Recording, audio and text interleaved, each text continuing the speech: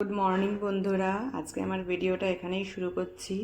আজকে যেহেতু সোমবার, তো সেই জন্যই আজকে একটু তাড়া আছে, যেহেতু অফিস আছে। তো আমি এই কটা পটল বার করে নিয়েছি। আজকে করব আলু পটল চিংড়ি। আর এই চিংড়িগুলোকে ধুয়ে রেখে দিয়েছি আর পটল বার করে নিয়েছি। আলু আর পটল দিয়ে আজকে করব চিংড়ি। এপাশে ডাল সিদ্ধ হয়ে গেছে, ভাতে শুধু এই চালটা দেব। জলটা হচ্ছে গরম, তা গরম হোক ততক্ষণ আমি চালটা ধুয়ে নিই। ফার্স্টে ভেবেছিলাম যে আলু পটল চিংড়ি করব, তারপরে ভাবছি না, পটলগুলোকে ভাজা করে ফেলি, যেহেতু এই ঝিঙেটা অনেক দিন ধরেই আছে। তো আলু আর ঝিঙে দিয়ে, কুমড়ো দিয়ে, চিংড়ি মাছটা দিয়ে করি, তাহলে বেশ একটু টেস্ট হবে।